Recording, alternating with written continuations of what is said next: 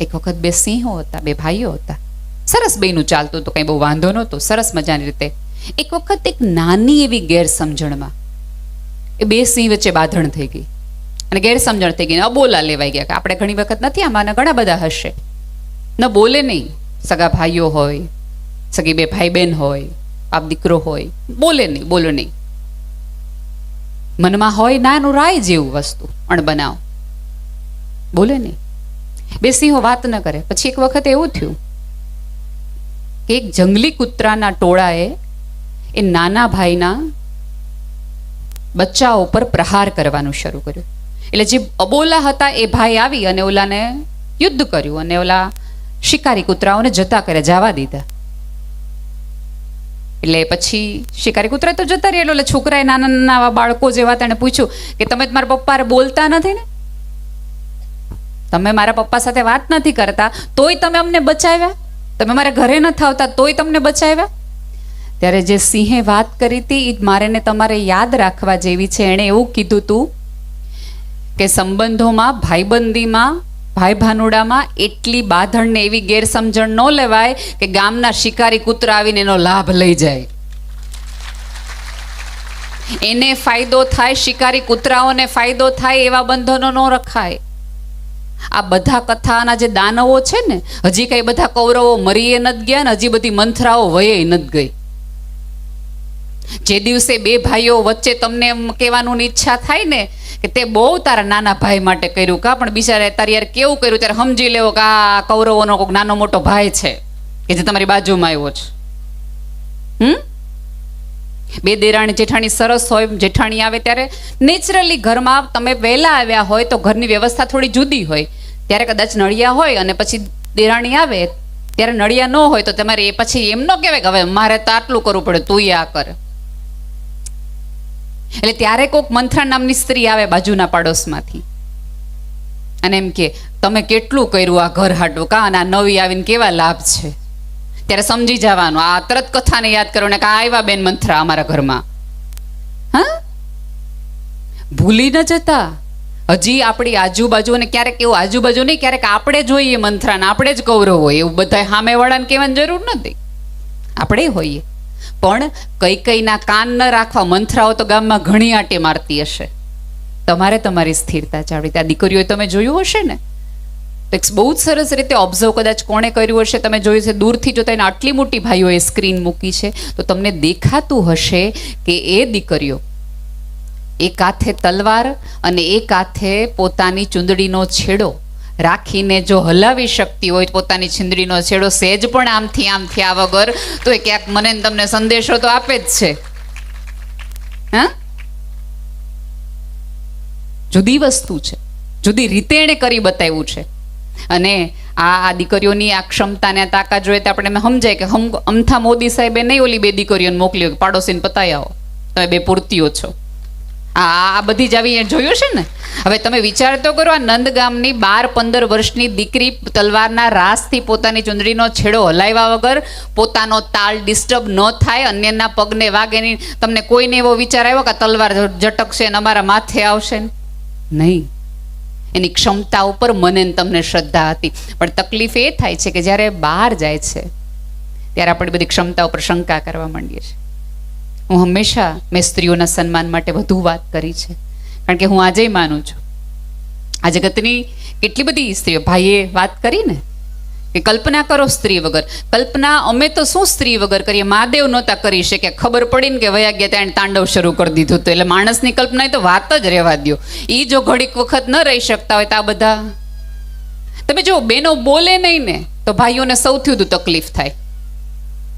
બેનો બોલે તોય તકલીફ ભાઈઓને થાય ને બેનો ન બોલે ને તોય ભાઈઓને તકલીફ થાય. તમે આજે પ્રયોગ તરીકે કાલ આવતીકાલે કરજો કે ભાઈ ઘરે આવે ને તો તમે શાંતિથી પાણી આપજો ને એક પણ પ્રકારના પૂછતાછ ન કરતા. તમારા પતિ 3 વખત પોતાના તમારા સંતાનોને, એ બાળક છે રડે, બાળકના પપ્પા રડતા હોય તો ઓલી બાજુ જાઓ તો શું કામ કરો છો? એની માટે આ કામનું નથી. આ બાજુ ધ્યાન રાખો. તો વાત હું એ કરતી હતી કે તમે નહીં બોલો ને જે દિવસે ઘરે જઈને, તે દિવસે એ 3 વખત ઘૂમ રૂમમાં આમથી આમ આટા મારી આવશે અને દીકરાને સંતાનને પૂછે કેમ કંઈક થયું છે તાર મમ્મી, બોલતા કેમ નથી? તરત એ મૂંઝવણ. કારણ કે હજી સુધી પુરુષ છે ને એ જગતમાં બધું સહન કરી શકે, પણ સ્ત્રીનું મૌન સહન કરી શકે એટલો શક્તિશાળી હજી પુરુષ નથી થયો. અને મૂંઝારો થવા માંડે કે આ બોલતી કેમ નથી? કારણ કે એના બોલ ન બોલે તો ધરતીકંપ આવી જ જાય.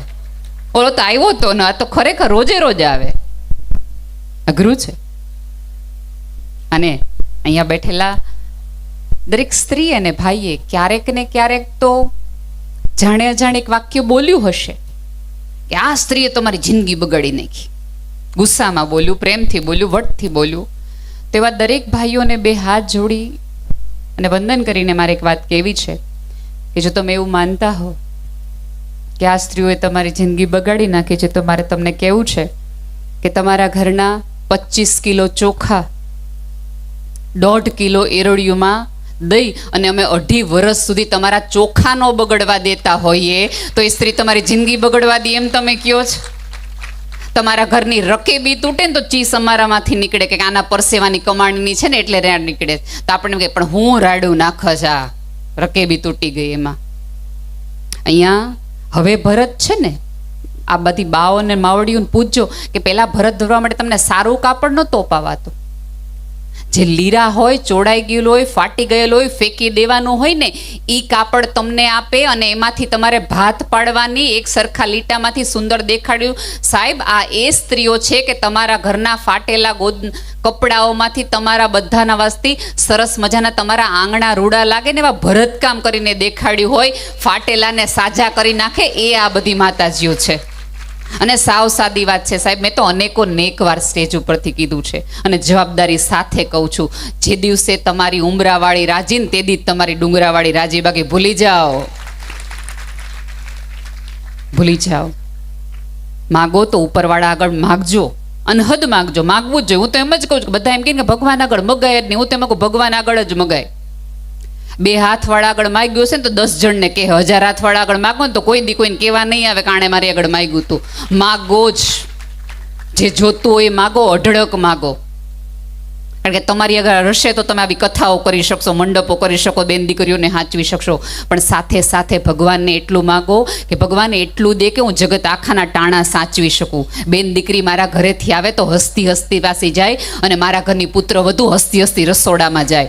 હસતી હસતી સ્ત્રી રસોડામાં ક્યારે જાય કે તમે એને સાચવતા હોય ને તો. બાકી તમે ચાનું મૂકવાનું કહો ને તેમ થાય કે આ ચા ને તો એવી બાળી દેવીશ ને કે આ માગે નહીં બીજી વાર ચા. હસતી હસતી ક્યારે જાય પુત્ર વધુ? કે તમે એવું સન્માન આપ્યું હોય ત્યારે. અને અહીંયા નવી યુવાન ભાઈઓ છે, સોશિયલ મીડિયા ઉપર આપણે જેટલા સારા હોઈએ ને એટલું જે દિવસે આપણે ઘરમાં સારા રહેવા માંડીએ ને તે દી થોડુંક હોખે ડખે બધું સરભર થાય. તમે જુઓ ત્યાં કોઈક સરસ મજાની બેન છે, એ ગમે એવી, હા એ બેનને આપણે કોઈ દિવસ મળ્યા ન હોય. અને બીજું કે તમે જેને સરલા કહો છો ને એ એકચ્યુઅલી સુરેશ છે એવું ઝુકરબર્ગે કહે છે. એટલા ફેક આઈડી સોશિયલ મીડિયા ઉપર છે.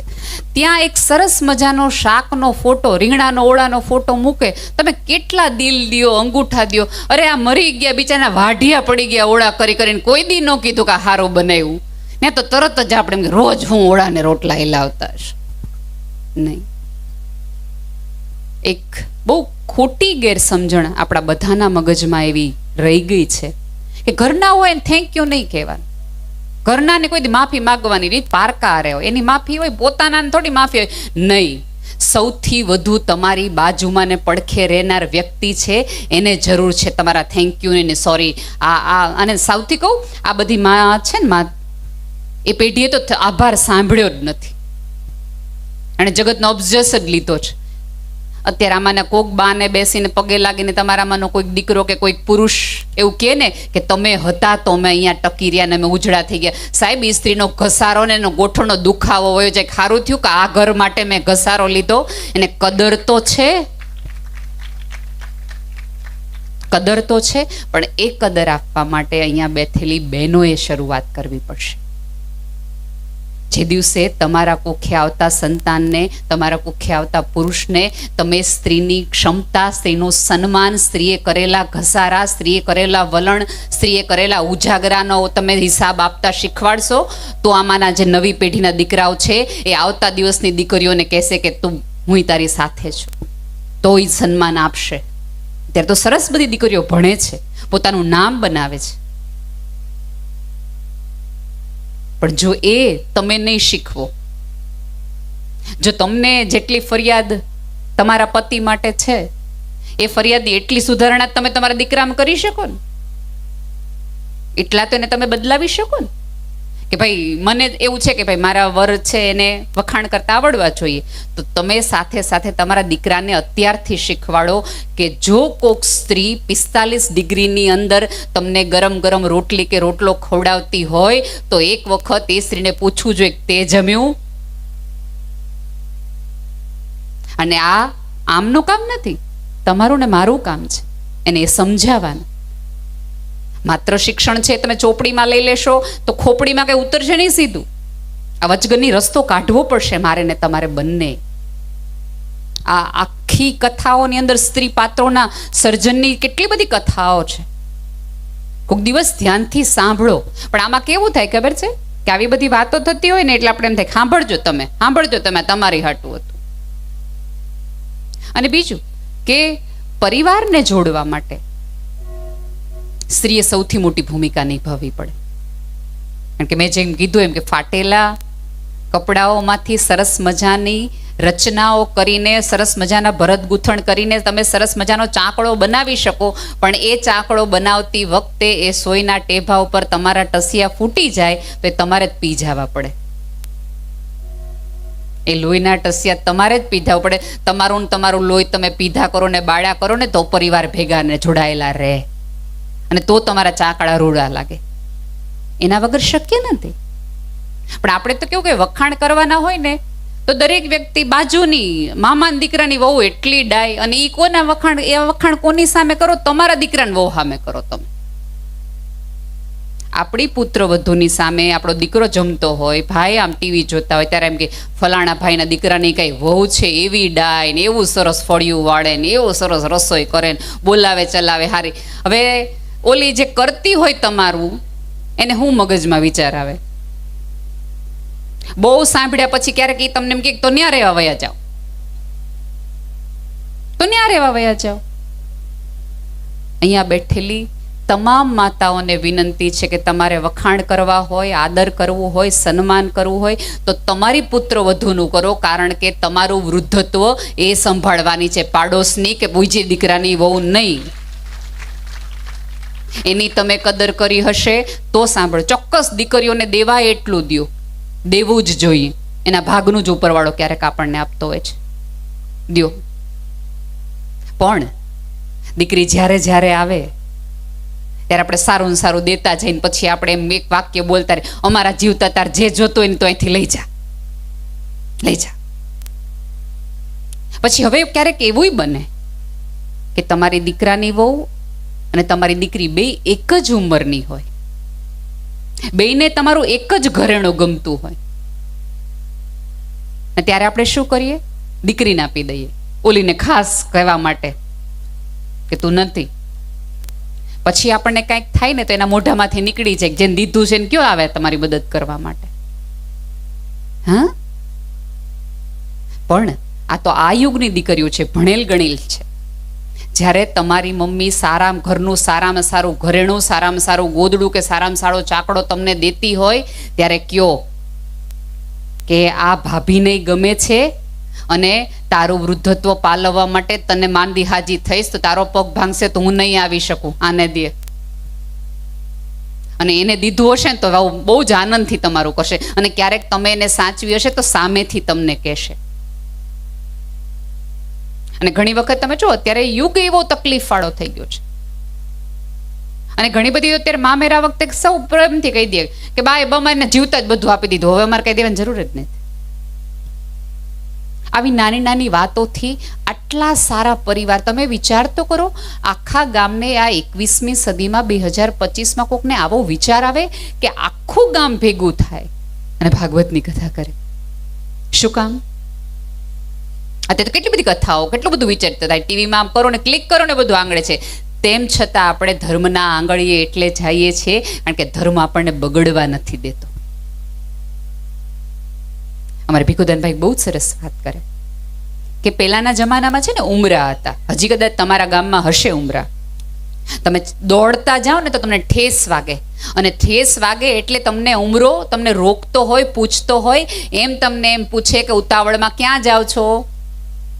તમે સભાન થાવ અને પાછળ બેઠેલો એકાજ અવાજ તમને ખમા કહે, તમને કારણ કે તમને ઠેસ વાગી. એટલે ખમા કહેતા અવાજના ખોડાઓ જ્યાં સુધી તમારી પાસે છે ત્યાં સુધી જ તમે સુરક્ષિત છો.